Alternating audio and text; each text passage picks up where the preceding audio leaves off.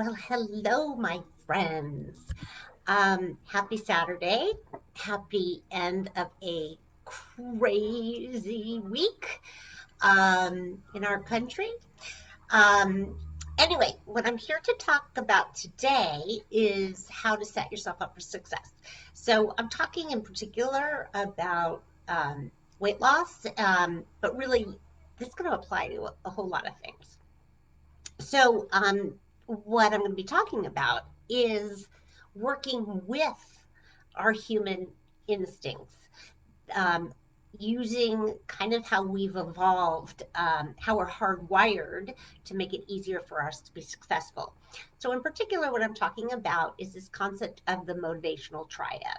So, as humans, to survive, um, we're driven by three things. The first one is to seek pleasure, talking food, sex. Second thing is avoid discomfort. So essentially, discomfort means danger, possibility of death, problem, stop, don't do that anymore. And the third thing is efficiency. Do things the most efficient way possible. And that's the basic idea of conservation of energy. And shout out to my husband. He is a master of doing the most amount of work with the least amount of effort. So he is a well evolved specimen because that is exactly what helped us survive as humans. So, what the heck does this have to do with weight loss? Well, we're going to look at that third piece of the triad. So, again, it's we are as humans hardwired to seek pleasure, avoid pain, and do things the most efficiently possible. So, the tip that I'm going to share today is to leverage that drive that we have for efficiency. So, and in particular, how we can set up our environment to set ourselves up for success. So, with food, for example, when we control our environment, it makes it easier that we don't have to white knuckle it. Kind of a nice little metaphor is if you can think about your home as your castle and there's a moat all around it.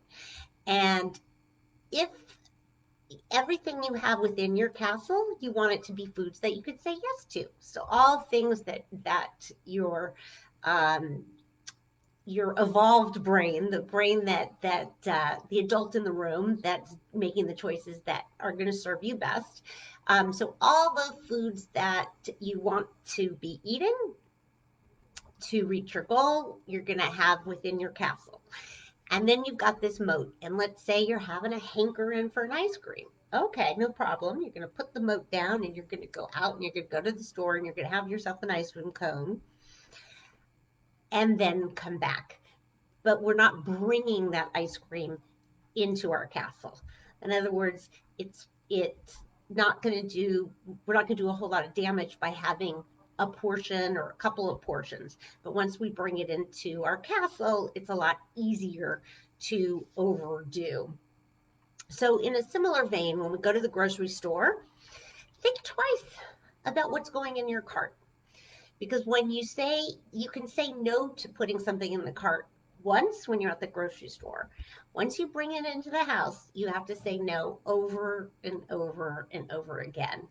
And my friends, be very careful about the stories we tell ourselves about the reasons why we need to have cookies for the kids, or back in the day, the guests, the people who might be stopping over. So be really honest about why you're putting something in the cart and see if you can set yourself up for success by not putting anything in your or cart. Don't bring anything into the house um, that is going to be challenging.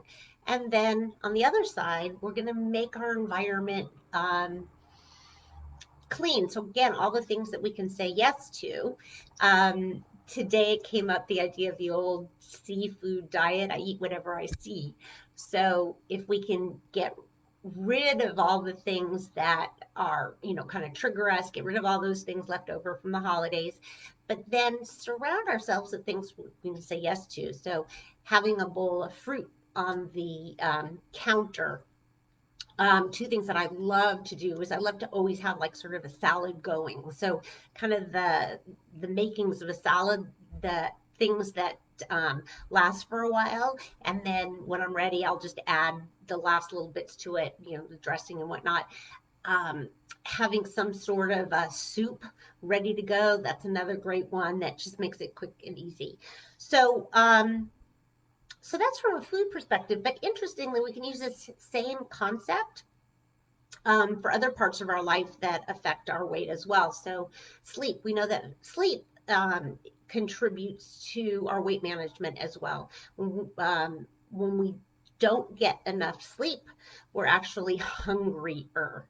You may have noticed that, but there actually is a physiological connection there.